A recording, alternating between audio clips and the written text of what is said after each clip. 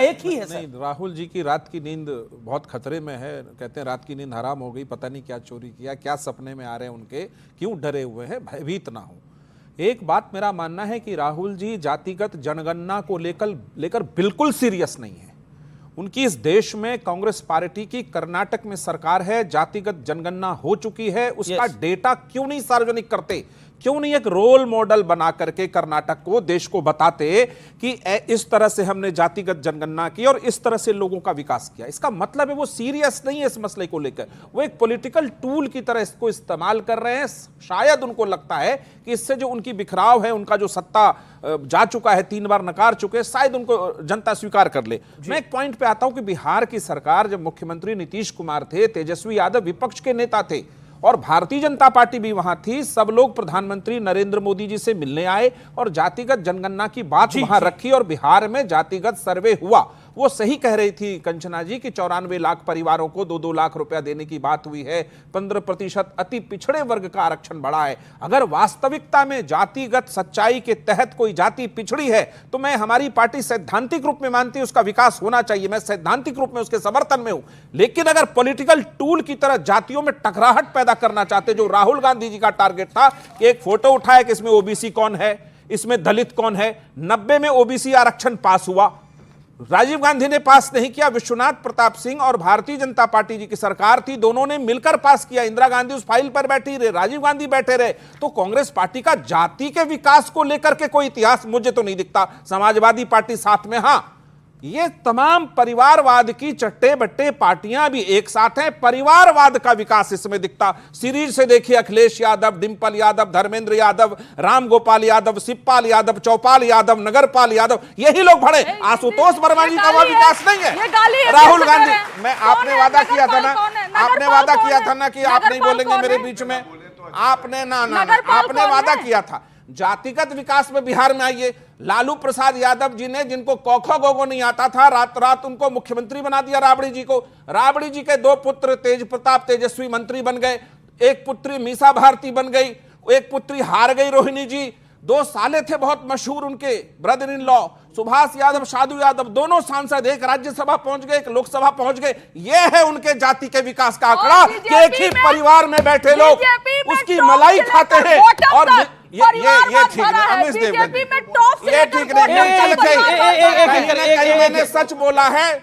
मैं आपके पास आता हूं, ये रात 2 बजे कौन से सूत्र एक्टिव हुए और राहुल जी को जानकारी दी उठाकर कि आपके यहाँ ईडी का छापा पड़ने वाला है?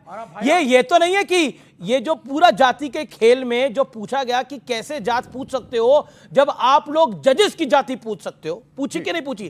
पत्रकारों की जाति पूछ सकते हो, पूछी कि नहीं पूछी? जब आपसे कोई जाति पूछ रहा है तो हमसे कैसे पूछ सकते हो? इन विचारों से पूछोगे ना, ये जो व्यूअर्स है हमारे, इनसे जाति पूछोगे ना, तो फिर अपनी बताने में क्या तकलीफ हो रही है भाई? देखिए, इतना बड़ा पत्रकार, इनके इतने ज्यादा सूत्र, हर चीज की इंफॉर्मेशन इनके मोबाइल पे आती जाती रहती है। अब ये पूछ रहे हैं सूत्र कहां से आए? अरे भाई, राहुल गांधी जी की को भी तो कुछ क्रेडिबिलिटी दे दीजिए। कुछ सूत्र उनके भी रहे होंगे, कुछ सूत्र उनके भी रहे होंगे। सुन लीजिए भाई, अमीश जी जैसे बड़े पत्रकार के पास अगर सूत्र हैं तो राहुल जी के पास भी कुछ सूत्र तो होंगे।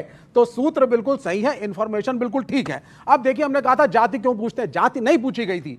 यह कहा गया था सभी जातियों को इक्वल रिप्रेजेंटेशन मिले, भाई जुडिशरी में भी मिले, सिविल सर्विसेज में भी मिले, शिक्षा में भी मिले। और प्रश्न पूछने का मतलब है, साहब सर्वे करेंगे तो क्या आंख पट्टी बांध के थोड़ा ना करेंगे, कौन हो भाई, किसको दूं मैं? आप पूछेंगे कि भाई किस बिरादरी का कौन है, किसकी क्या इकोनॉमिक स्टेटस है, किसको क्या बेनिफिट दिया जाए। पहली चीज तो राहुल जी के ऊपर बहुत बड़ा संकट है, बहुत बड़ा खतरा है, उसको बचाने का जिम्मा मीडिया का भी है। तो आप भी थोड़ा सा आवाज उठाइए। संकट है, खतरा आपको लग रहा है भाई?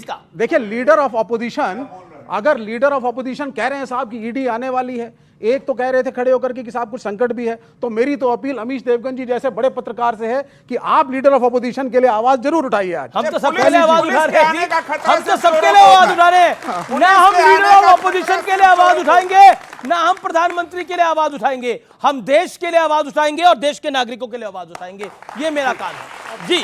ओके, अब मैं गौरव भाटिया की बात आता हूं, क्योंकि लगातार कई सारी बातें हुई। गौरव भाटिया, देखिए सूत्र उनके भी हैं और उनके सूत्रों ने जानकारी दी कि उन पे छापा पड़ने वाला है। एक बात बताइए, ये जाति में अखिलेश जी को बहुत गुस्सा आ गया और उन्होंने बोला कि मेरी जाति कैसे पूछ सकते हो तुम लोग? क्या आपको लगता है कि बीजेपी से भी गलती हुई? देखिए, क्योंकि बात राहुल गांधी की हुई, उन्होंने कहा कि राहुल गांधी को खतरा है। अरे राहुल गांधी सबसे बड़ा खतरा है कांग्रेस के लिए और देश के लिए भी। उनको कैसे खतरा हो सकता है किसी चीज से? और मैं आपको एक बात बताऊं, पर अब तो अपनी सीटें बढ़ा के ले आए हैं, इस बार 99 ले आए हैं। मैं उत्तर दूंगा जी। राहुल गांधी अभी कुछ सप्ताह पहले कह रहे थे देश का एक्सरे कराना है, और जब पार्लियामेंट में एक बयान दिया अनुराग ठाकुर जी ने, राहुल गांधी का नाम नहीं लिया था, लेकिन राहुल गांधी को पता चल गया कि उनका एक्सरे होने जा रहा है तो चिंतित हो गया। आपको मालूम है क्यों? उन्होंने कहा एक्सरे में पता चल जाएगा कि दिमाग नहीं है, बड़ी दिक्कत आने वाली है। इसलिए आप मुझे अमीर जी वरना बताइए, देखिए क्या होता है दोगलापन। हम लोग ये चाहते हैं, डॉक्टर अंबेडकर का नाम लेते हैं। डॉक्टर अंबेडकर ने कहा भारत को अगर एकजुट होना है, सशक्त होना है, तो ये जातियों का भेदभाव खत्म करना है। मैं क्या लेके आया हूं, एक अनोखी तस्वीर है बिहार से ही। बिहार कांग्रेस की कमेटी बनी, ये होर्डिंग लगाया गया, नेता भूमिहार समुदाय, दलित समुदाय, राजपूत समुदाय, मुस्लिम समुदाय। तस्वीरों के नीचे ये नहीं लिखा इंजीनियर है, डॉक्टर है, कैसे आपका भविष्य उज्जवल करेगा। वो ये बता रहे कौन सी जात का है। आपको लगता है देश इससे आगे पर यही बढ़ेगा? चलता है ना, यही चलता है ना, पॉलिटिक्स के अंदर। चलता क्या मैं आप भी तो आपको- मंत्रियों की जाति बताते सुनिए, हैं। आप चलता कहते हैं क्या? इतने 32 ओबीसी चलता हैं, बताता हूं। इतने अब एससी सुनिए, हैं, इतने एसटी पूरी बताते बात हैं कि नहीं सुनिए। बताते? चलता वो भी क्या? बताते हैं। चलता क्या है, अपनी जी। बात पूरी कर लूं फिर जी। ये बोले। जी। चलता यह है कि नरेंद्र मोदी जी आते हैं, ओबीसी समाज से हैं, उनको गाली देते हैं कि सारे मोदी चोर हैं।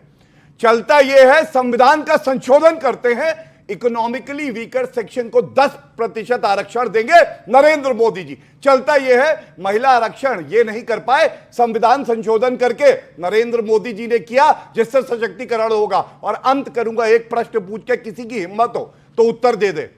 बात कर रहे हैं ना सशक्तिकरण की पिछड़े समाज की, एएमयू में यहां पे बोल के जाए कि आरक्षण होगा एससी एसटी ओबीसी का 50%, अगर बोल दे वो तो मैं सब मान जुडिस है, लूंगा सब कि जुडिस हाँ है। ये जातियों अरे का वो सब सशक्तिकरण जुडिस है है। मसला। आशुतोष अभी बोले। आशुतोष यही आशुतोष सवाल शर्मा, से- आशुतोष जुडिस शर्मा। है। यही सवाल से अब शुरुआत करिए। आशुतोष शर्मा की बारी है। पर्ची उठाओ, पर्ची। पूछिए इनसे, पर्ची उठाओ। अखिलेश भैया को देना जो उसके बिचार बोल नहीं पाते पर्ची बेचारे। उठाओ, क्या पर्ची क्या है? अरे पर्ची रह गई, कैसे बोलूं? पर्ची, कौन जात? कौन जात? पर्ची, कौन जात? पर्ची। मीडिया से पूछ रहे कौन जात? नहीं, अब बताओ। उनकी बारी, अब आप बोलिए, पर्ची बोलिए, रह गई। फिर मैं ऑडियंस अपने बोलो। सवाल आप तैयार रखिए। ये एएमयू और जेएमयू के माइनॉरिटी स्टेटस तक खींचने की लड़ाई लड़ रहे हैं, क्योंकि वहां पे आरक्षण खत्म हो जाए। Okay, okay. ये स्थिति है गौरव भारतीय भाटिया, जनता गौरव पार्टी भाटिया। की। असलियत है ओके, ये। ओके, अब बोलिए सत्य प्रकाश जी। इन्फॉर्मेशन इनकरेक्ट अब है। मैं- आपको पता नहीं One second, पिटिशनर कौन है, जामिया